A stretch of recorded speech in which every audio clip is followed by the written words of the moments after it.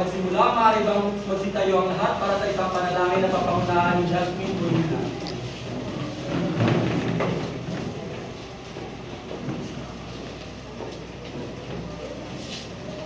Are you ready to pray, class 3? Yes, we are. Lord, maraming salamat po sa araw na ito na pinagdalaw niyo po sa amin.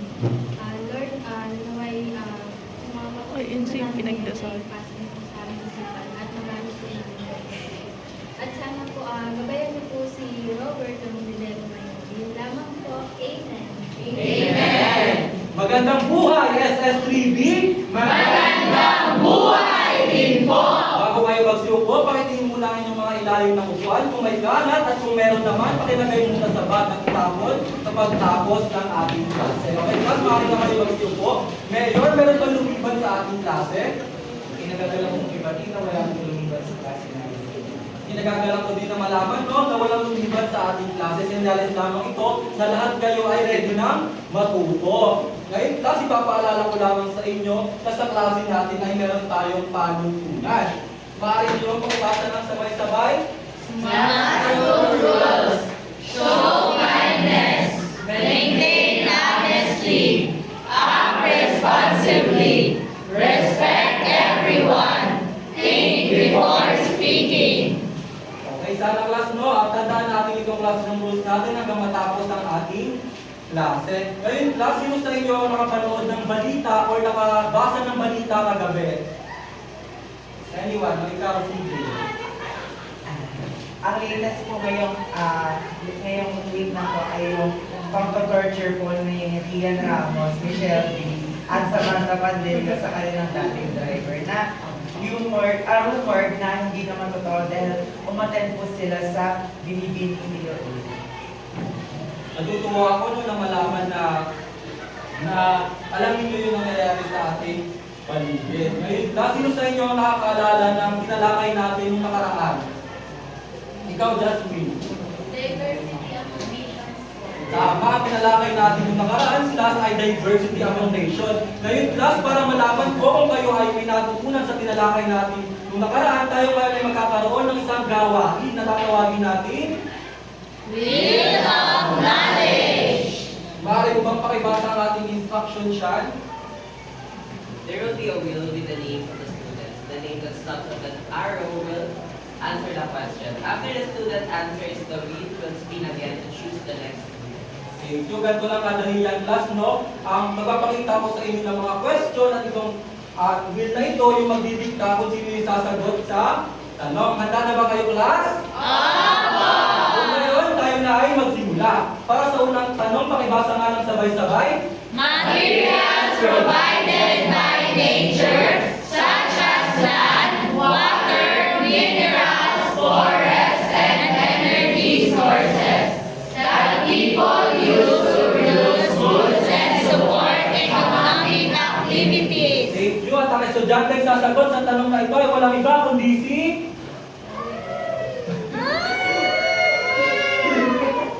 Bilas ticket. So my answer is natural resources. Tingnan natin kung tama yung sagot ni Bilas ticket. Bilas ticket. Ang sabi niya, ang sagot daw sa number 1 ay natural resources. Tingnan daw natin, tama.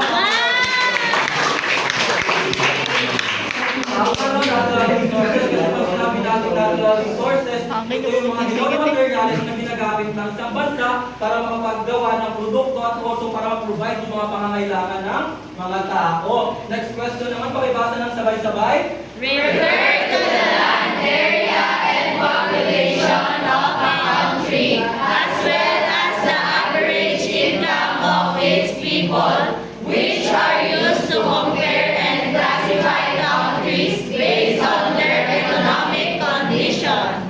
At ang estudyanteng sasagot sa tanong na ito ay walang iba kundi si...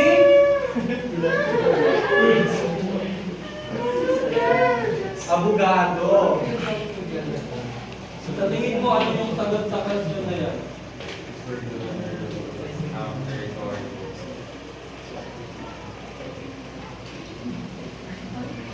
Cited income Tingnan daw natin kung tama yung sagot ni abogado, no? Sabi niya sa income level daw. At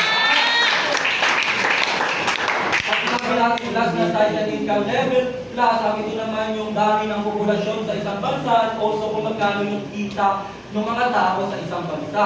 Next naman class, para sa pangatlong tanong, pakibasa nga ng sabay-sabay. It means having differences or variety among people, things, or ideas. At ang estudyante ay sasagot sa tanong na ito ay walang iba kundi si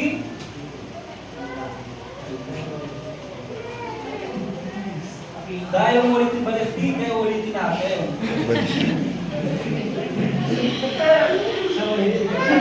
Kasi anyway, sino nakakalam ng sagot? Ikaw ba, Hazel? Diversity po. Tingnan daw natin kung diversity yung sagot sa third question, no? Tama, diversity.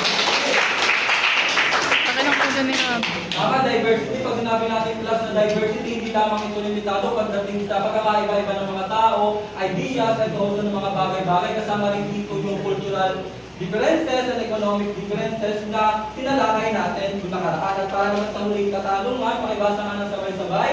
Refer to the cultural and spiritual identity of a group of people, including their shared ancestry, traditions, language, and system of belief or worship. Thank you. Okay, class, yun sa inyo nakakalam ng sagot. Ikaw, Jenny. Sir, ano po? Ethnicity and religion po. Tama, ethnicity and religion. Pag sinabi kasi natin na ethnicity, ang ito yung group of people na may parehong language, tradition, and cultures. Pagdating naman sa religion, ito naman yung system of belief. Natutuwa ako, no? Na may naunawaan tayo sa tinalakay natin noong nakaraan ngayong class. Bago tayo dumako sa ating aralin, magkakaroon muna tayo ng isang pagganyak na gawain para malaman, magkakaroon muna tayo ng isang pagganyak na gawain. At tatawagin natin ito. Guess the word. Pakibasa nga siya isang ating instruction. The teacher will show a teacher a language of them. Identify and answer the correct word. O, ganito lang yung kadali class. Magpapakita ko sa inyo ng larawan at may kasama itong mga jumble words na kailangan nyo lamang buuin. At kung sino ang mga unang mga sagot, is tataas lamang yung kamay para sumagot. Naunawaan ba yung class? Opo!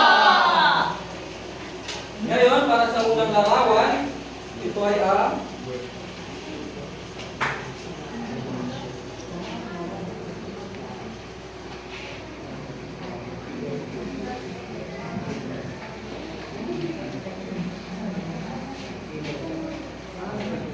o ikaw, Ruth, ano sa tingin mo yan? Poverty po, sir. Tingnan daw natin kung poverty, no?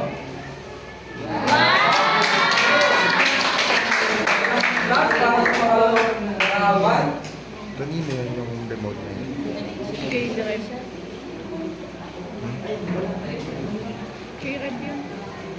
ano sa tingin niyo ito, class? Ikaw, Montegan. Operation Cruiser. Tingnan daw natin kung population, no? Papi. Class, para sa pangatlong larawan,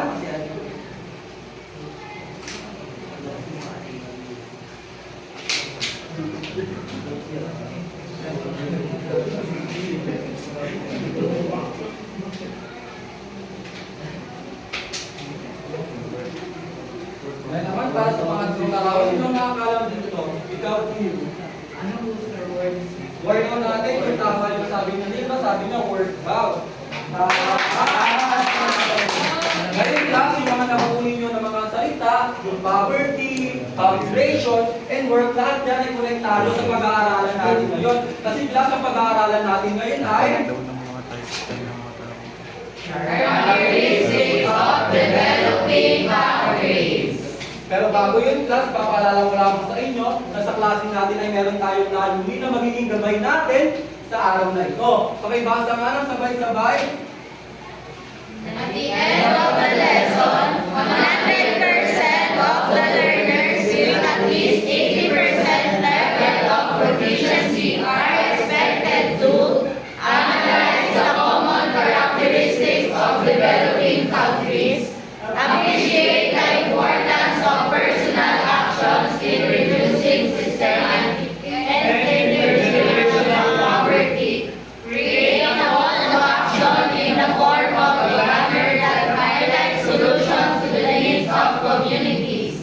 Yung ngayon class, mga pag-aaralan natin ay characteristic of developing countries. Pero bago yun, sino sa inyo ang nakakaalam ng developing countries?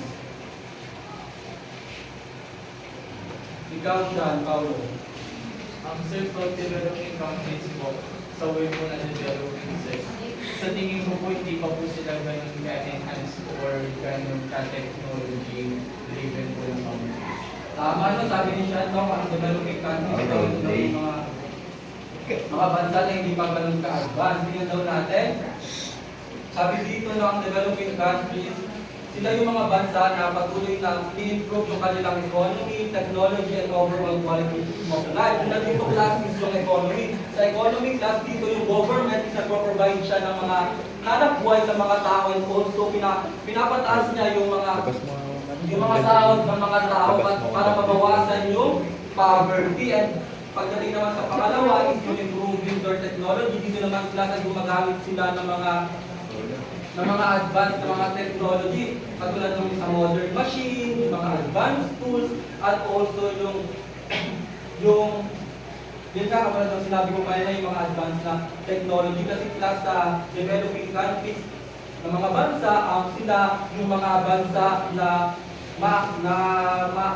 tawag dito yung mga bansa na wala gaanong internet, wala silang access pagdating sa mga ganun. Kaya ginagawa ng government, pinapalakas nila ito yun para magkaroon yung mga tao para mapadali yung buhay nila. And next naman is yung overall quality of life. Dito naman plus, dito yung government naman, i-improve nila yung mga services na meron sila. Halimbawa nito sa healthcare, sa education, at sa facilities, dito i-improve nila yun.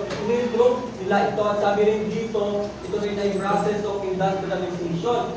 Ibig sabihin nito, yung mga factories, yung mga business, and also yung mga industries is patuloy na lumalaki. And then sa social development naman, dito yung mga tao pupunta sila sa cities para magkaroon ng trabaho. Naunawaan ba yung class?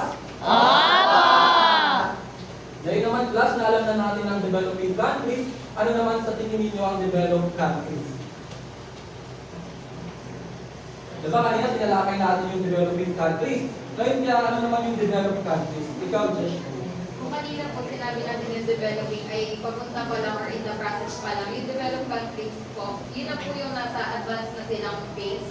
Tapos yung income level din ng mga tao sa kanila ay maganda.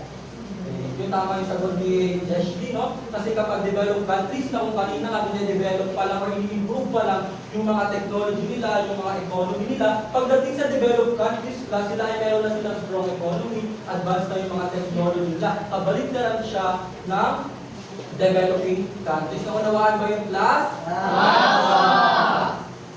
Yan, ito class ngayon yung mapa na nagpapakita ng developed countries at developing countries. Ang ito sa yung blue, ito yung developed countries at yung green naman, ito naman yung developing countries. Ang halimbawa ng mga bansa na ito sa developed countries, ang Canada, USA,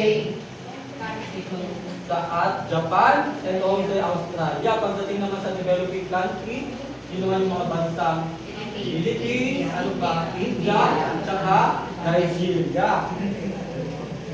And then, itong ano na to, kung mapapansin ninyo, yung developed countries, sila yung mga nasa Northern Hemisphere. At pagdating naman sa developing countries, sila naman yung mga nasa Southern Hemisphere. Na kasama rin dito yung ibang parts ng Africa, and then yung Africa, and then sa Asia. Itong mapa na to, class na ito yung pinapakita yung economic development ng bawat bansa sa buong mundo. Naunawaan ba yung class? Ngayon naman class, may iba't ibang karakteristik bago maging developing countries. Una dito ay ang Low levels of living condition, pangalawa, high population growth, high and rising levels of unemployment or underemployment. Yung ngayon class, unahin natin yung low level of living condition. Pakibasa nga ang definition. Low levels of living conditions refer to the situation where many people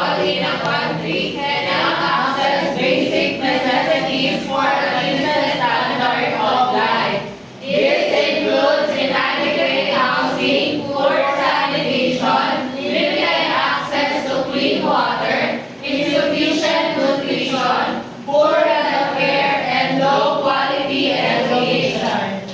Okay, thank you. Ang pag sinabi natin class na low level of living condition, dito naman yung mga tao, limitado yung access pagdating sa healthcare at also pagdating sa mga education. Sa tingin nyo class, kapag yung tao, limitado yung access sa mga ganun pagdating sa healthcare at sa quality education, ano kaya mangyayari sa isang bansa or sa tao? Imagine nyo na hinirahan kayo sa isang lugar na walang healthcare. Ano ang mangyayari sa inyo? Ikaw, Montego. Sir, may hirapan po sila kasi, ayun nga po, low level of living condition. Parang hindi nila ma-access yung mga healthcare or mas mahirapan yung condition na or in terms of income in terms of living. Thank you, tama yun, no? Kasi nga kapag yung healthcare natin wala sa atin, syempre magkakasakit tayo and also yung low level of living condition natin magkukos yun na poverty. Ngayon naman plus, para sa pangalawang characteristic, ang high population growth.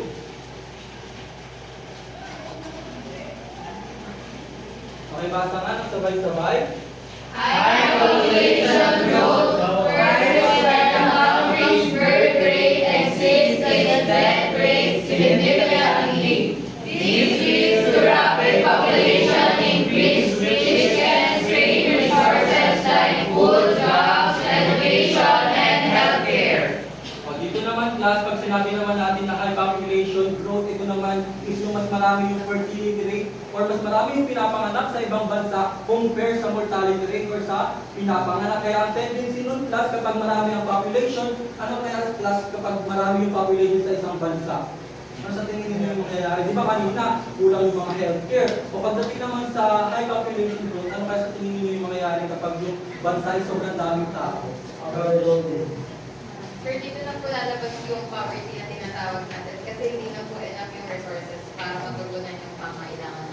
Tama, no? Kapag tumaas yung population ng isang bansa, syempre magkukulang yung mga resources na kinakailangan ng isang bansa. Ngayon naman, plus, sa pangatlo naman nating characteristic,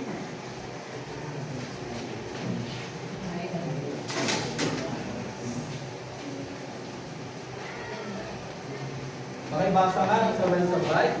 High employment, people of working age who are willing and able to work but cannot find a job.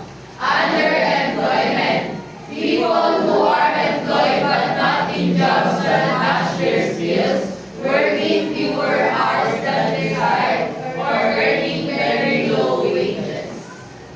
Dito naman, plus, dito naman yung patuloy na paglaki ng unemployment at ng underemployment. Pag sinabi natin na unemployment, sila naman yung mga tao na willing magtrabaho pero wala silang nahanap na trabaho. Pagdating naman sa underemployment, sila naman yung mga tao na nagtatrabaho pero kulang o hindi sapat yung kinikita nila and also iba yung skills na meron sila.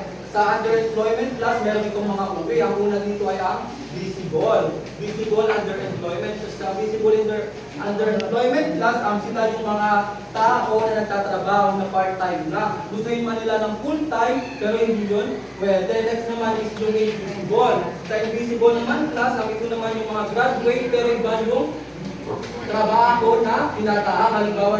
Ang halimbawa nito is yung college graduate pero sa Kashila, tatrabaho at also itong invisible na to, nangyayari din siya sa DepEd. Ang halimbawa nito, English major pero pinagtuturo ng science. At ang huli naman ay ang disguise. Ang disguise naman, sila naman yung mga nagtatrabaho pero kulang yung kinikita nila. Halimbawa nito is yung mga factory worker, gano'n. Naintindihan ba class ang tatlong uri ng underemployment? Kung gayon, aalamin naman natin kung meron kayong natutunan sa pamamagitan ng isang pangkatang gawain. Natagtawagin natin Detective! pakibasa nga ang ating instruction muli na. The class will be divided into 3 groups. Read and examine the envelope given to your group. Fill out the graphic organizer below according to the characteristics of the country in your envelope. Present to the class how the country became a developing country. You will have 4 minutes to complete the task and 2 minutes for your presentation. Ganito lang yung kadaling no? Mahati kayo sa apat na grupo. Ang unang grupo ay ang low level of living condition. Sa pangalawa naman ang high population and growth. At sa pang-group 3 naman is yung unemployment at underemployment. Para sa group 1, mula sa iyo, Sean, hanggang kay Kit.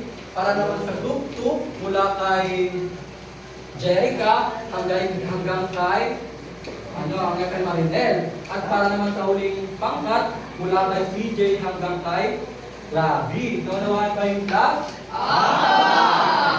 Ito naman ang ating rubrics. Maaari nyo bang makibasa? Ano ang makibasa? Pauline Madrid. Jericho? Pauline Madrid. Understanding of developing county characteristics, 5 points, excellent. Theory and accurate explain how the county became a developing county, including understanding of characteristics. 3 points, satisfactory. Explain those characteristics, correcting minor errors and complete explanation. 1 point is improve every condition or incorrect understanding of characteristics. All and accuracy. All parts of the graphic organizer and complete, accurate, and relevant. 3 points for most parts are complete, some details are missing, or unclear, many parts are incomplete and inaccurate. 1 point for many parts are incomplete or inaccurate. For the definition and clarity, 5 points for information is well organized, clear, and easy to understand. 3 points for information is organized, but some parts are unclear.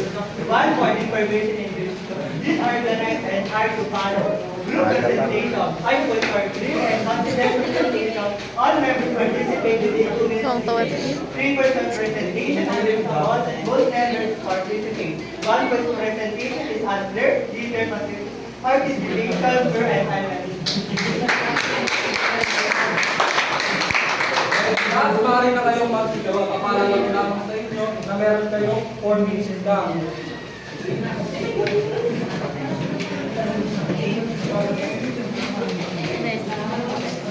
Wait lang.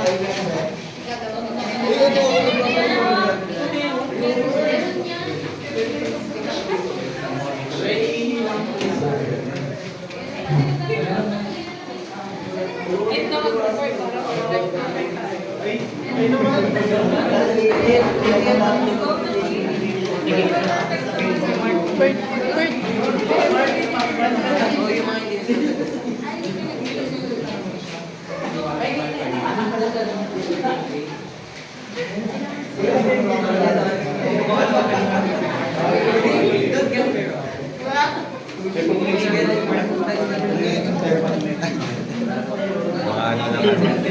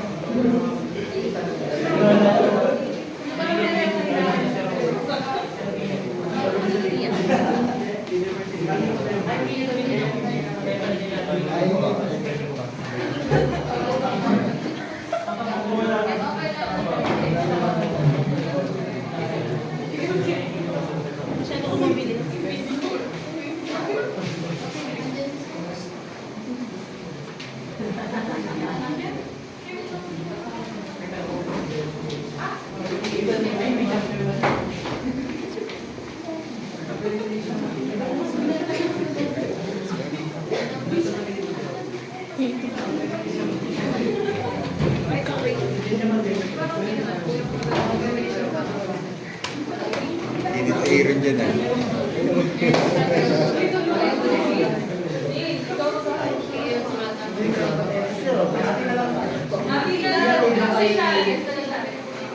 Paliwanag ko na.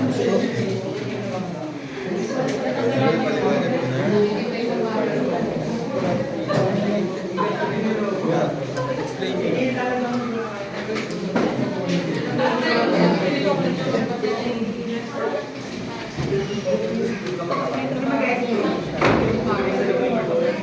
Una ko ba?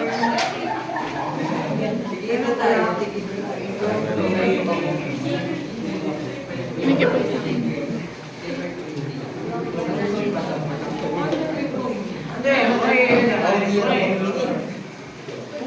Goal.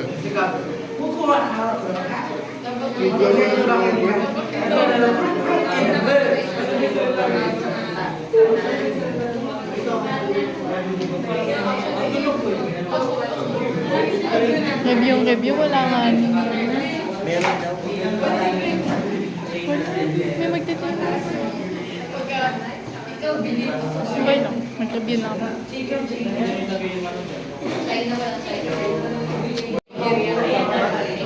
Naputol.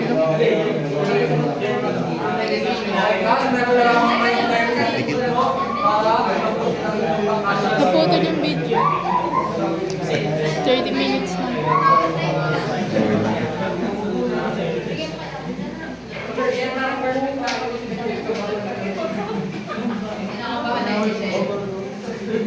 Wala min. Wala min.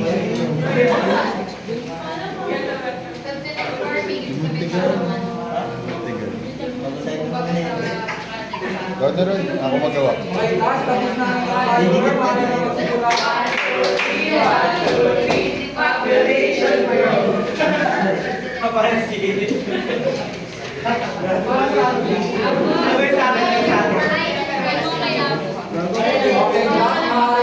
sa mga kanyang upuan. Hi and rice. Okay, 1, 2, 3. 1, 2, 3. Hi and rice. Okay, class, ngayon naman, kumain na natin ang presentasyon ng unang pangkat, ang low. Yes, sa punto na ang India ay isa sa mga sakit na hindi sila sanay sa mga sanitation. Kasi kung nakikita natin maraming katulad ngayon, nagkakaroon ng mga sakit na may kumakalat na virus sa India.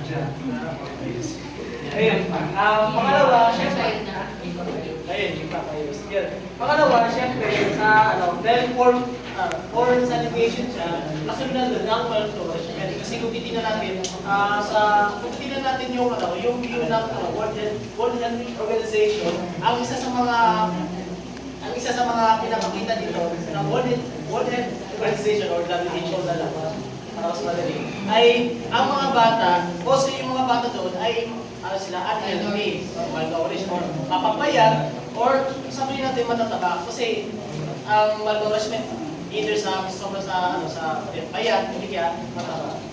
So, pangalawa naman, ang limited rural healthcare. So, hindi lahat ng mga kasi ang accessible lang naman yung healthcare, kasi sa mga urban areas, hindi dun sa mga malalayo. Kasi, kaya, yung mga naninira sa malayo, kailangan pa nila mag-travel ng malayo.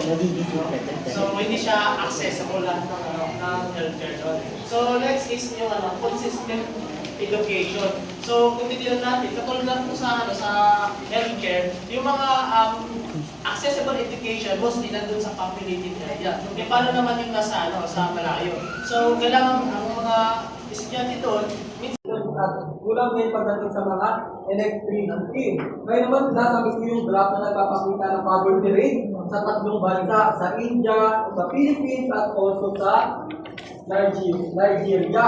Kung mapapansin nyo, class, unahin natin yung sa India. Yung 2019 class, meron silang 22% na poverty rate, na kung saan dito yung bansa nila nakaranas ng extreme poverty, wala pang COVID doon na. Pagdating naman ng 2020 at 2021, tumaas yung poverty rate nila, kaya yung government nila nagpatupad ng isang program para mabawasan yung poverty rate. Pagdating naman yung 2022 hanggang 2025, kung mapapansin ninyo, naging effective yung program dahil bumaba ng 1% yung poverty rate nila. Next naman is pagdating sa Philippines. Yung Philippines naman plus ay meron 16.6 na poverty rate noong 2019. Tapos pagdating naman noong 2020 at 2021, dahil nga pandemic to, COVID-19, tumaas yung poverty rate ng bansang Pilipinas. At pagdating naman noong 2022 at 2023, kung mapapansin nyo, bumaba ng 1% yung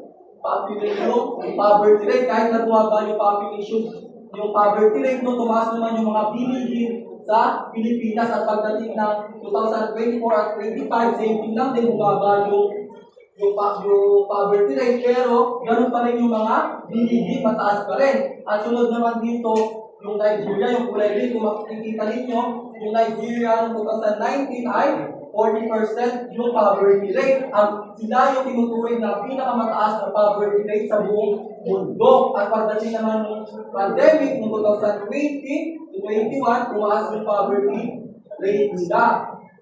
At pagdating ng 2022 hanggang 2025, kung mapapansin ninyo, bumaba na yung poverty rate nila. At ang score ng group 1 ay nakakuha kayo ng 20 points. Kaya naman, makakuha ang pangalawang grupo, ang high population group.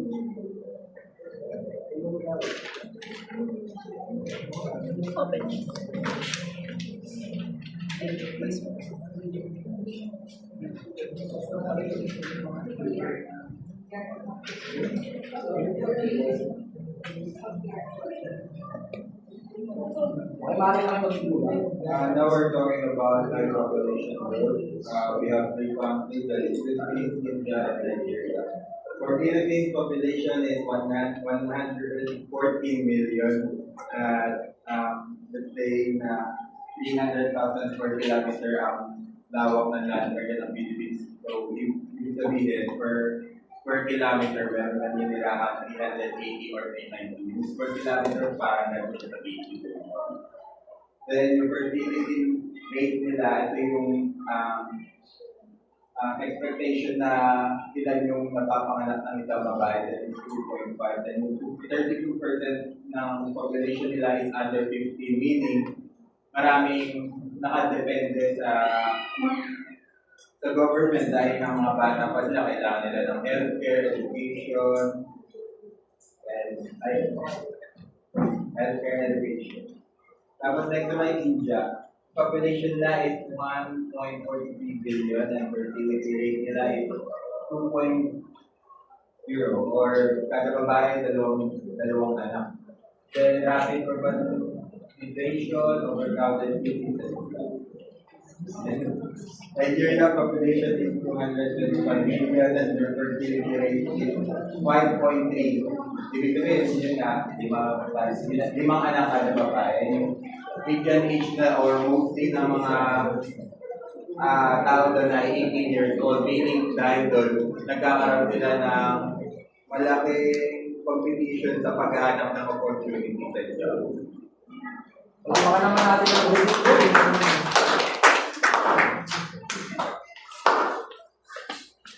Ang napunta sa group ko ay ang high population growth ng Philippines, India, at ng Nigeria. Kung mapapansin dito, sa nilagay nila dito, yung population natin ay bakit ng 114 million at pagdating sa fertility, ang katalabala ay ang nagiging ang ulo sila na pinag-umpis nila, dalawa, mga kalahari na.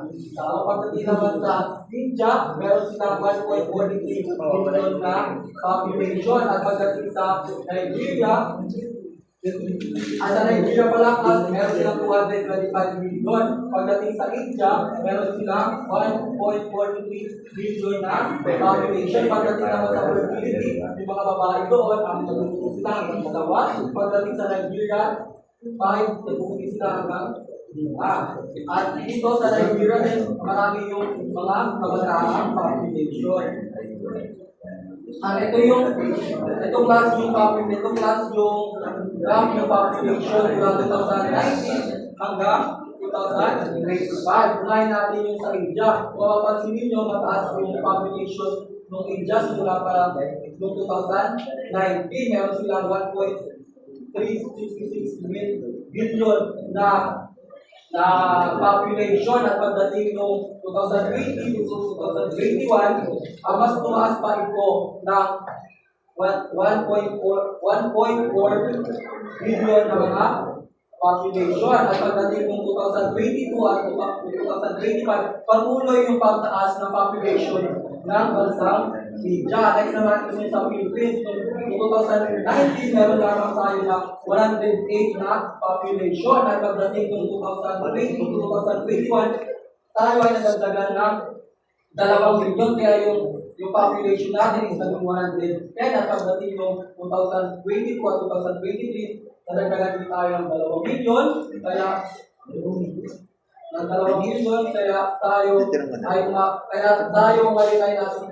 ngayon yung sa Pilipinas ay meron 140 na population. At last naman is yung sa Nigeria naman, ang nasimula sila noong 2019 na 200 million ng mga tao. At pagdating naman yung 2025, ang sila naman, umabot naman sila ng 213 billion na mga population. Naunawaan ba yung class? Kung gayon, tayo naman ay gumako sa pangatlong grupo. Pero bago yun, yung score ng group 2, yung 5 population group, sila ay nakakuha ng 20 points.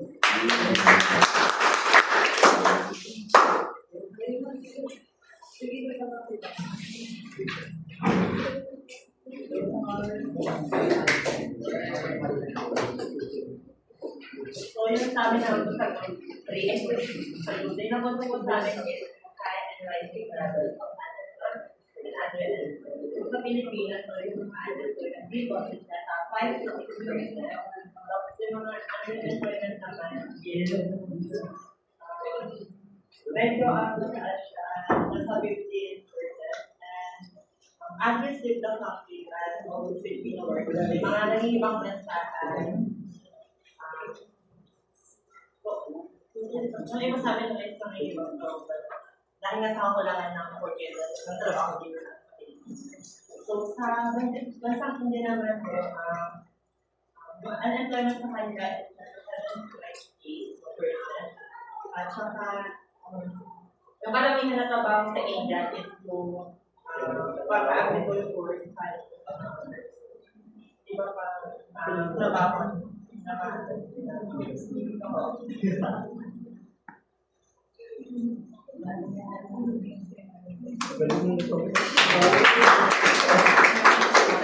Pagdating may transition, kakaiba dun sa dalawa nyo, na makikita natin na napakalaki ng level ng underemployment at unemployment.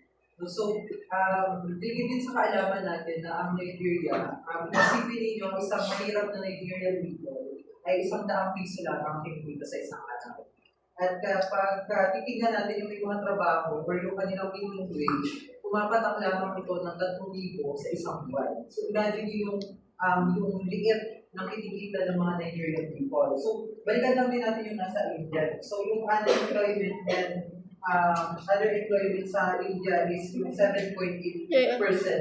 Medyo nakakawisa doon sa Pilipinas na merong 5 to 6% ng unemployment. Ibig sabihin, kahit na ganun lamang kalit yung bigla o yung level ng unemployment sa Pilipinas, malaki pa rin epekto ito dahil karamihan sa atin, bagamat nakapag-graduate na or nakatapos na ng pag-aaral, ay hindi pa rin nakakahanap ng maayos at nakabubuhay na trabaho. So, dito sa high and rising levels of unemployment and underemployment, malaking bahagi siya ng ating lipunan dahil ito natin makikita kung paano tumataas at paano bumababa yung level ng kawalan ng trabaho ng isang tao sa bansang pinamimila. So, ayun na.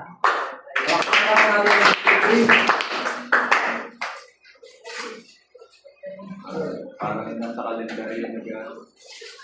Ngayon naman, sasabi ko yung graph ng unemployment at underemployment ng 2019-2025. Sa India, Philippines, saka sa Nigeria. Unahin natin ito sa India. Sa India, yung unemployment at underemployment ng 2019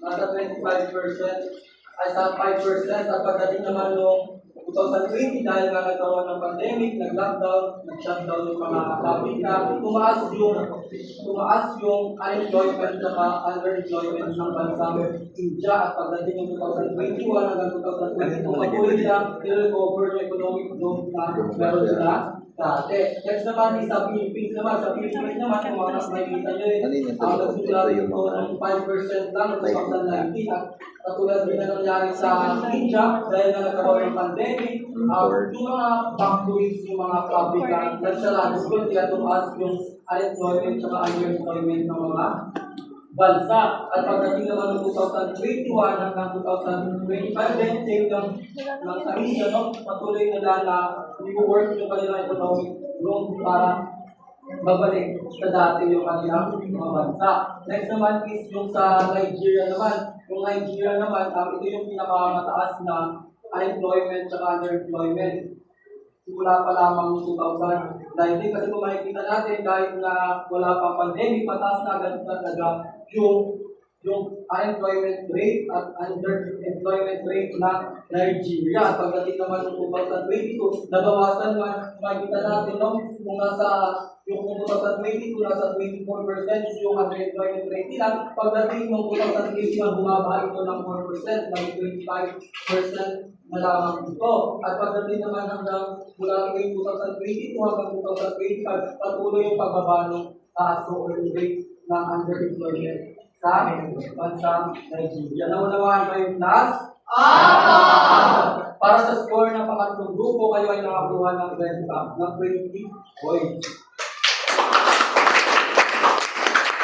Kaya naman class, nalaman naman ulit tayo sa isa pang pangkatang gawain. Since alam niyo na yung mga characteristic of developing countries at also yung developing countries, then magkakaroon din tayo ng isa pang pangkatang gawain para may-apply ninyo yung natutunan ninyo. Naunawaan ba yun? Ang activity natin na ito ay tatawagin natin Banner of Hope. Okay, basa nga Mark ang ating instruction. The class will be divided into two groups. Each group will create a call to action and place it on a banner that highlights possible solutions to the needs of communities. After completing the task, the groups will answer the presenting question. You will be given 4 minutes to prepare your banner and 2 minutes to present your output to the class. Thank you. Mahati kayo sa apat na grupo, no? Para clear naman kayo naman ng group 1 at kayo naman sa group 2. At ang group 1, ang sa inyo, nagagawa nyo ng banner, ang low level of EV pollution. Pagdating naman sa inyo, ang high population growth. Naunawaan ba yung class? At also class, meron lamang kayo na 4 na minuto para gawin yung inyong activity at 2 minuto para i-present. Okay, class? Pare na kayo mag-sumulat. At also, ito yung rubrics natin sa pag-guide. Meron sa envelope yung kanina, nandun yung rubrics, nilagay ko na doon, para meron tayo yung naman. Sir,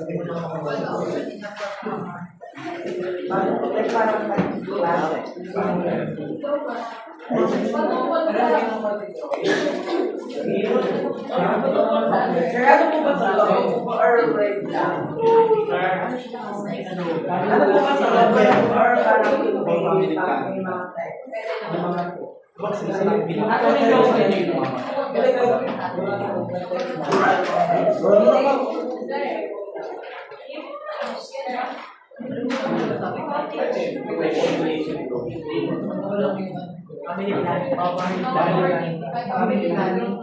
Proud boy.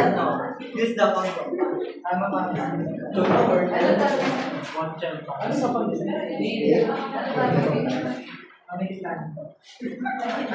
I calculation group.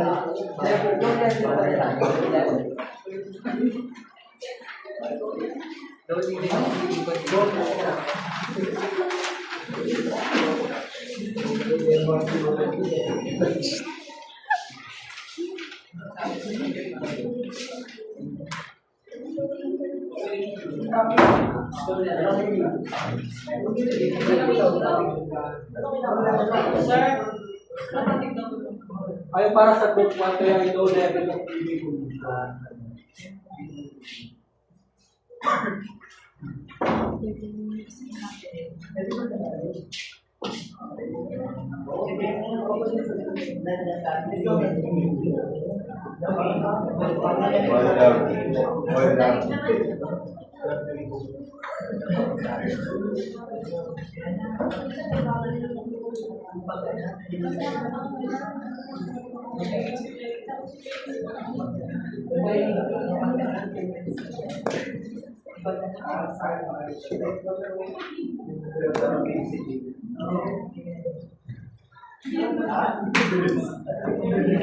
Lovejoy Hope.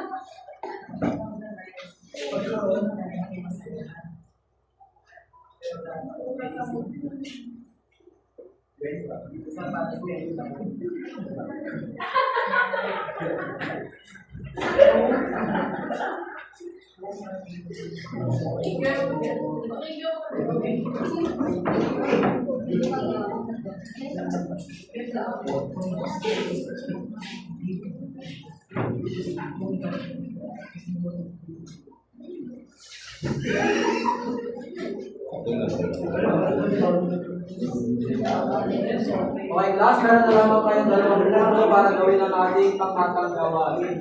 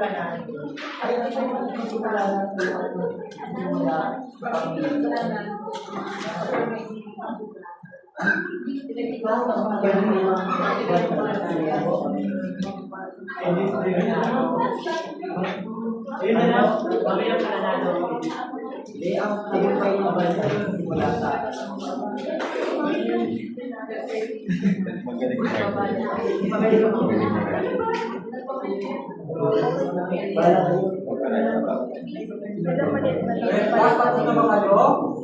Opo. Sinong club tapos na? Okay po. Kami. Ngayon, maaari na natin kung kaya ng presentasyon ng unang pangkat na napunta sa kanila ay ang low level of living condition. Okay, Okay, sabay-sabay nga natin basahin. Better living we are for a better community. So, ibig sabihin, sino ba ang nasa lipunan natin? Di ba tayong mga tao? Ibig sabihin, kung gusto natin ng magandang pamumuhay o kung gusto natin ng magandang buhay, tayo mismo, sa atin mismo dapat ito magsimula. So kapag nagkaroon tayo ng magandang pamumuhay, maaari itong makakawa o maka-epekto sa nakapaligid sa atin. Nandiyan na yung mga tao, yung mga hayop, at syempre yung ating environment. No? So, bukod pa doon, bukod sa naapektuhan yung mga tao, yung mga hayop, mas maayos yung environment, nagkakaroon tayo ng magandang economy at pinabukasan. So, ayun lamang yung ibig sabihin ng aming poster. So, natin ang pinapasaan. Pagdating sa relevance of pollution, kaya nakakuha ng 5 points. Pagdating naman sa creativity and visual appeal, kayo ay nakakuha ng 5 points. Pagdating naman sa clarity of call to action, kayo ay nakakuha ng 5 points. Pagdating naman sa presentation, kita naman natin sa pagpapaliwanag ng yung solusyon na gagawin nila para magkaroon ng magandang pinagbasan ng economy. Kaya kayo ay nakakuha ng 20 points. At atin po kaya naman ang presentasyon ng pangalawang pangkat.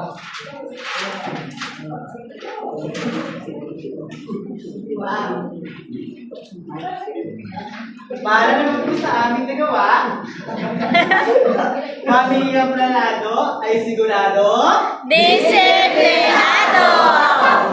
para ang sa paliwanag ito, papaliwanag ko ito ni Sir.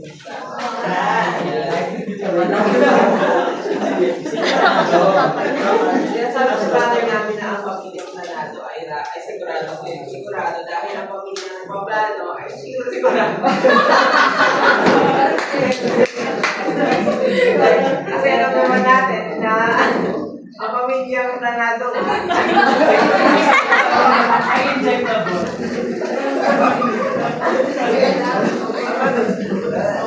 ang pamilyang nanalo ay Disiplinado.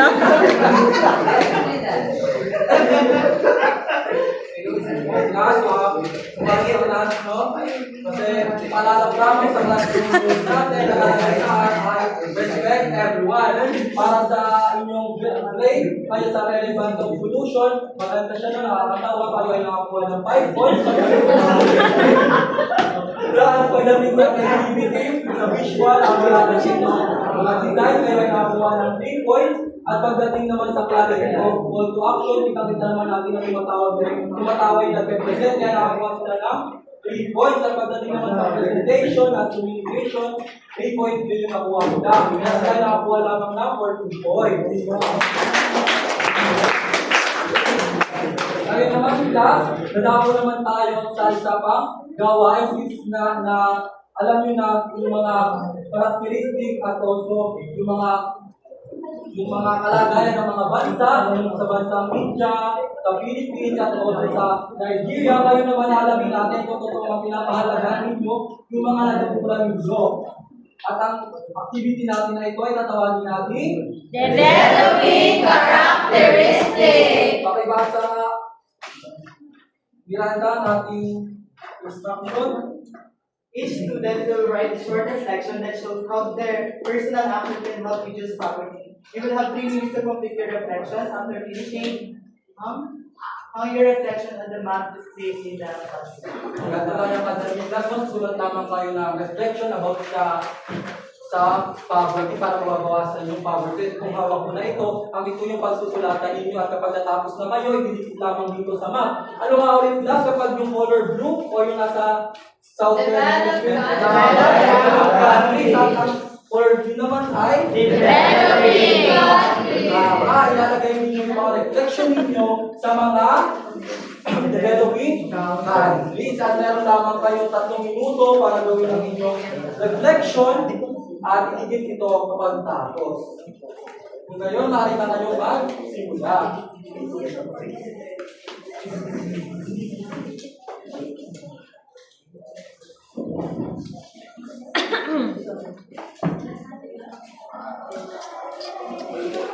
Dagdag ko lamang, pag natapos na kayo, gagamitin ulit natin itong wheel at kung sino ang matapatan dito, siya yung tatawag kung sino yung magbabasa ng kanilang sagot. Naunahan ba yun?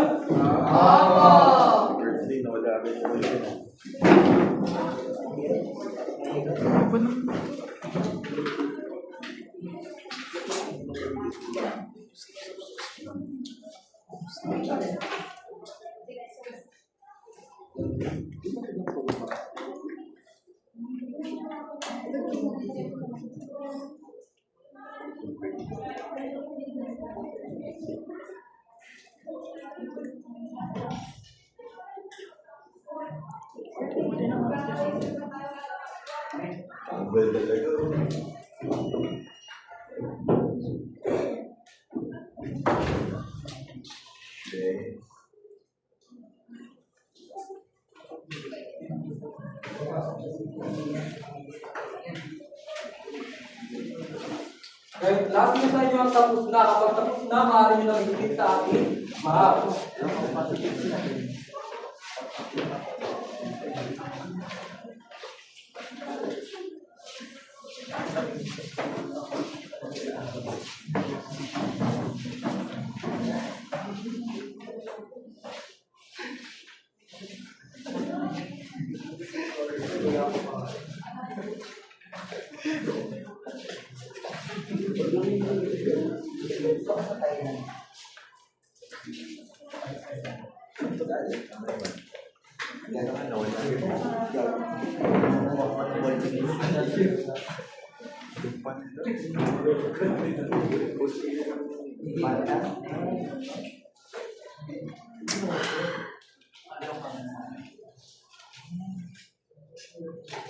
Kung ngayon class, mag-win na ako at kung sino matatapatan nito, siya ang tatawag ng estudyante na magbabasa ng unang sagot. Miranda, sino ang estudyante na magbasa ng kanilang sagot? I would choose.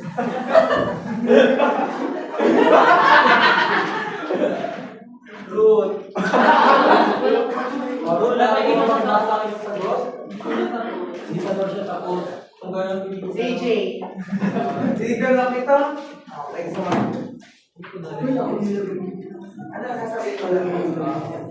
Basahin lang sa unahan yung ginawa ng television. Ang nilagay ko kasi siya sa Thailand, so I was thinking back.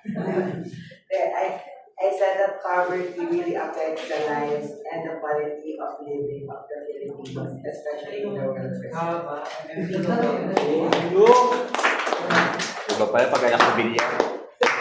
Yun, tunay nga na napapahalaman ninyo yung mga natutunan ninyo ngayong araw. Ngayon naman, class, bago tayo ngayon naman, class, damo naman tayo sa ating isa pang gawain na tatawagin natin itong like or dislike. Mari mo pakibasa ang ating instruction, di ba, Lanta? Raise the like or thumbs up if it's correct, and raise the dislike or thumbs down if it's wrong. Ito lang kadali ang class, no? Kapag tama yung sagot, itataas nyo lamang yung thumbs up or yung like, at kapag mali naman, yung thumbs down. Okay, class? Ito yung gagamitin ninyo para itaas.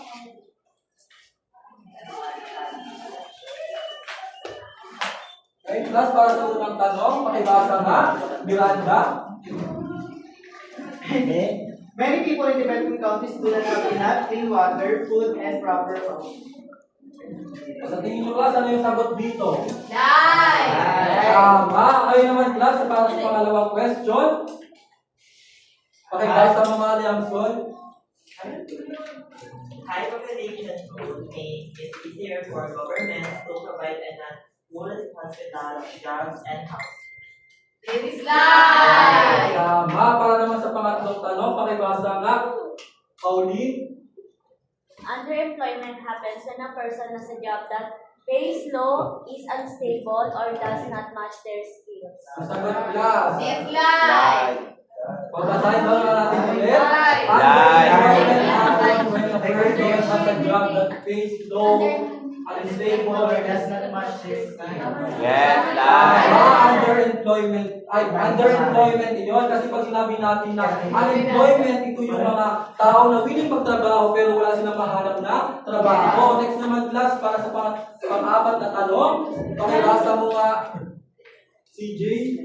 Countries like United States, Canada, and Japan are developing countries. Like.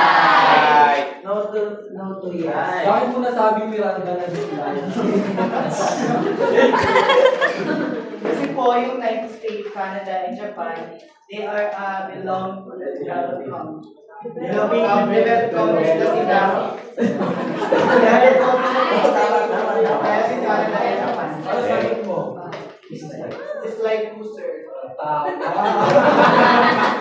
Para naman sa panghuling tanong, maaari nyo bang pakibasa? Sario? Most dependent countries are found in Africa, Asia, and part of the Latin America. Like. Tama. Dahil ngayon naman, class, kumuha kayo ng 1 para sa isang quiz. Gano'n lamang kayo 3 minuto para gawin ito.